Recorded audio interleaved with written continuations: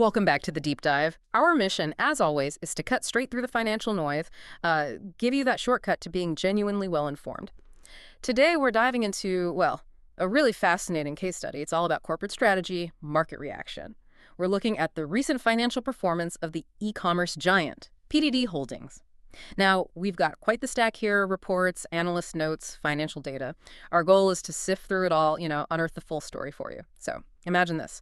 A company drops a massive 61% earnings surprise, beats revenue expectations too. Stock jumps. Sounds fantastic, right? Just the kind of thing investors love to see. But, and here's the twist, what if that same company in the same report shows its core operating profit actually shrank by 21%?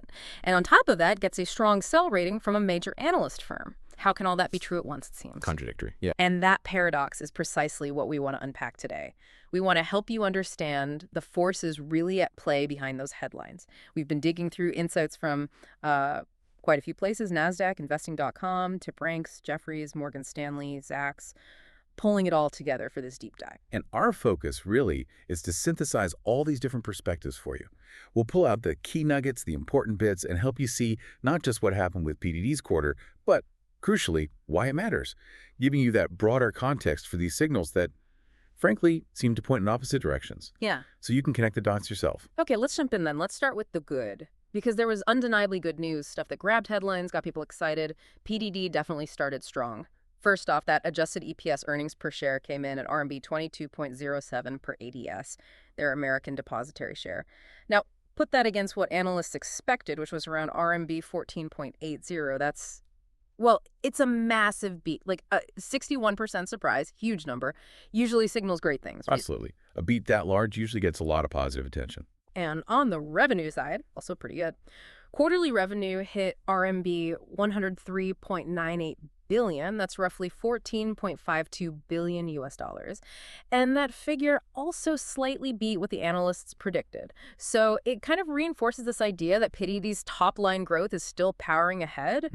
So no surprise, really. After the report came out, the shares rallied, jumped about 4% right at the market open. Clear positive reaction from the market, at least initially. Investors saw those headline numbers, that earnings surprise, and reacted accordingly. But it wasn't just the financials in isolation. PDD also pushed a major strategic initiative, something that clearly fed into this growth. They rolled out this huge support program for their merchants. We're talking RMB 100 billion. That's a lot of money. A substantial sum. Yeah, and it included things like a RMB 10 billion fee cut for sellers, plus significant help with logistics, trying to help their merchants succeed, basically, and the impact. Pretty remarkable, actually. It apparently drove a 40% increase in orders coming from remote areas, so it seems like it was really effective in expanding their reach, getting merchants more engaged.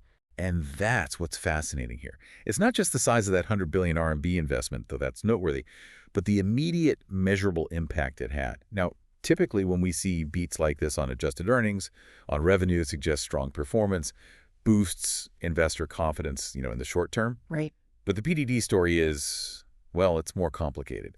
That merchant support program, for example, it's not just goodwill, it's a strategic play. It's designed to build long-term growth, solidify their market position, especially, as you said, in expanding into new areas, like those remote regions. That 40% order jump proves it works strategically. So they're kind of investing heavily now for future dominance. Arguably, yes. You could see it as buying market share, making an aggressive front-loaded investment. The key takeaway for you might be that sometimes an earnings beat isn't just about efficiency gains. It can mask these really significant calculated investments aimed at shaping the future market. Okay, so that's the good news. Impressive growth, strategic investment, paying off in terms of reach. Seems like they're doing well, on the surface at least, but this is where we need to dig a bit deeper, look beyond those headlines. Because under the surface, some pretty significant challenges start to show up. Let's get into the bad. Despite those big beats we just talked about, PDD's non-GAAP operating profit, well, it dropped significantly, down 21% compared to the same time last year, came in at RMB 27.75 billion. That's a noticeable decline. And maybe even more telling, look at the margins. Their operating margin fell off a cliff, really, down to about 21%. Compare that to 36% in the prior year. Wow, from 36 down to 21. Yeah. That's a big gap, isn't it, between what they're bringing in and what it's costing them to run the core business. So when you see margin compression that steep, what does that signal? Is it just a temporary thing or something more fundamental? That's the million-dollar question, isn't it? And this is where we peel back the layers. Operating profit and margin compression tell you something specific about the health of the core business. It's different from just looking at total revenue or even adjusted EPS, which can include, other financial income. Operating profit is about how profitable their main e-commerce operations are before things like interest and taxes. Okay. So that drop from 36% to 21%, it's not just a blip. It's a major shift in profitability. It strongly suggests that while PDD is definitely expanding its reach, think about that merchant program again, the cost of getting and fulfilling those new orders is way up. Okay. It points to real pressure on their fundamental profitability. It makes you ask questions about the long-term sustainability of growing like this. Basically, the core engine is burning through cash faster, even as revenue grows. And it sounds like some of this pressure is external, too. Management actually mentioned that revenue growth is slowing down because competition in China's e-commerce market is just fierce. Yes, and zooming out, that competition is absolutely critical context.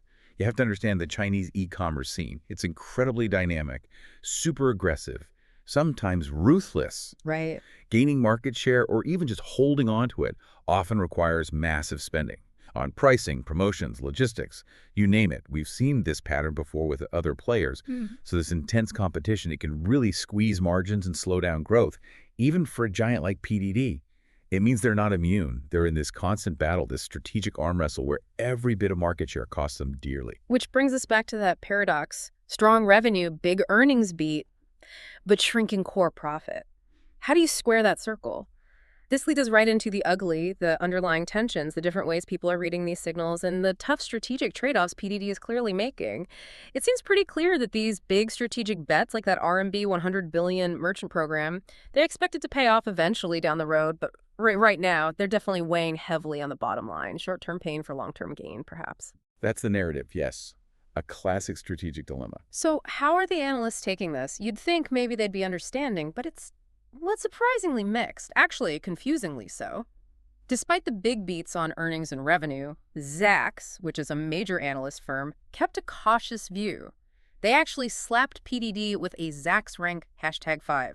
That's a strong sell. Right after those positive headline numbers. Exactly. So for you listening, how does that even happen? A huge beat gets a strong sell. What are they seeing that maybe others are missing or maybe weighing differently? And this is where looking at the spectrum of analyst views becomes so revealing for your understanding, because they aren't all seeing it the same way.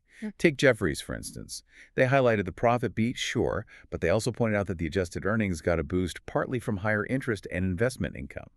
So not purely from selling more stuff. Precisely. It hints that some of that beat wasn't from better core operations, but from financial activities outside the main e-commerce engine. Right. Then you have Morgan Stanley. They saw it as more like an inline revenue result, meaning kind of expected, but they did acknowledge the earnings surprise was notable, so it's slightly different emphasis again. And tip ranks. They picked up on what they called cautious optimism. From PDD's own Q2 call, they saw the big investments for long-term value, absolutely, but they also clearly noted the short-term cost pressures those investments create. They're projecting a more moderate Q3 EPS, around RMB 3.29, and overall see the sentiment as kind of neutral to mixed. So it really depends on what metrics they prioritize. Exactly. It's not just about good or bad numbers in a vacuum. It's about the strategic decisions behind them. Are you, as an analyst, focused on the immediate profitability hit, like Zach seems to be? Or are you looking at the adjusted earnings, including financial income, like Jefferies noted? Or are you trying to balance the short-term costs against the potential long-term strategic gains, like tip ranks? The real nugget here is understanding that different analysts ask different questions. They value different things. The PDD case is a perfect illustration of that classic investor's dilemma. Do you back the company sacrificing profits now for growth later, or do you demand profitability today? There's no single right answer. That makes a lot of sense. It explains the conflicting signals. So stepping back then, what does all this mean for PDD's long-term path? Where are they headed? Well, thinking bigger picture, PDD's future really hinges on whether these massive investments, the merchant support, the logistics upgrades, all of it actually translate into sustainable growth. And even more importantly, can they eventually lead to improved margins down the line? So the gamble has to pay off. It's absolutely a strategic gamble. They are consciously sacrificing today's profits, hoping for a much stronger, more dominant market position tomorrow. Think of it like a giant company acting like a startup, pouring everything into growth and market capture. But The market, investors. They'll want to see evidence eventually, evidence that this investment leads back to healthy profits. Otherwise, patience starts to run thin, especially when core profitability drops like this. It's a huge bet for a company this size. Okay, so given all that complexity, what should you, as someone trying to stay informed, be watching for next with PDD? Well, the immediate focus has got to be on management's Q3 guidance. Any hints they give about future revenue, and especially any signposts towards improving profitability, that'll be watched incredibly closely. For sure. And also, just keeping an eye on that competitive landscape in China. Does the intensity ease up at all? That will be a critical factor, too. And this whole situation raises a really important question for you to think about.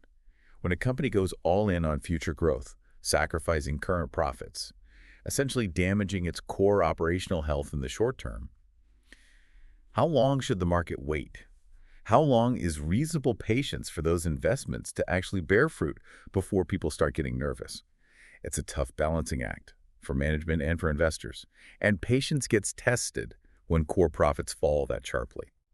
All right, that brings us to the end of our deep dive on PDD Holdings for today. We've really tried to unpack that core tension, haven't we? You've got this company showing impressive top-line numbers, making these incredibly bold, aggressive strategic moves. But at the same time, it's wrestling with shrinking operating profits, tighter margins, and really fierce competition. It just perfectly illustrates how complex evaluating a company can be. You really have to look way beyond the headlines to get the true picture. Absolutely. And hopefully what you take away is that true understanding comes from digging into the why behind the numbers. Appreciating that financial data can be viewed through so many different lenses. Knowledge is useful, but applied knowledge, understanding the trade-offs companies make in these high-stakes games, that's where the real value is for you, looking at the whole picture, not just the easy highlights. So, as you reflect on all this, here's something to chew on. Considering PDD, how can a big earnings beat sometimes hide these deeper strategic plays that aren't immediately profitable? And maybe more importantly, when you're looking at a company showing strong growth but weak core profitability, what metrics would you prioritize to gauge its true potential and its long-term health? Something to think about. We'll catch you next time on The Deep Dive.